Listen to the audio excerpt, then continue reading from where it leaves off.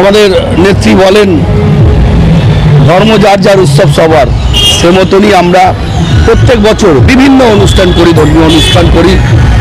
যেমন আমরা মহরমে বা ঈদেতেও রাস্তায় থাকি, সেরকমই দুর্গাপুজো, কালী পুজো, ছট পুজো থেকে শুরু করে আমাদের এই পূর্ণ শ্রাবণ মাসে, পবিত্র শ্রাবণ মাসে যে ভোলে বাবার যারা ভক্ত,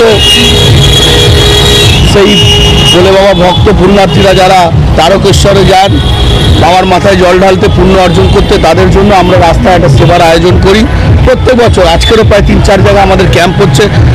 পুরো শ্রাবণ মাসের প্রত্যেকটা শনিবারে আমাদের ক্যাম্প হয় এখানে পুণ্যার্থীদের জন্য। এবং আমরা সাথে সাথে মানুষের কাছে আবেদন রাখি যে ভগবান বাবা তারকনাথ সবাইকে ভালো রাখুক, এবং একটু স্বার্থপরের মতন আমার নেত্রীর জন্য চেয়ে নিই যে আমার নেত্রীকে যাতে ভালো রাখেন।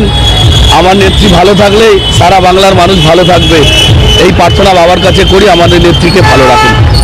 নিশ্চয়ই আমাদের নেত্রী সবসময় বলেন 365 দিন × 7 মানুষের পাশে থাকতে হবে, মানুষের সাথে থাকতে হবে। আমরা সেই মন্ত্র নিয়ে আমরা সবসময় মানুষের পাশে থাকি।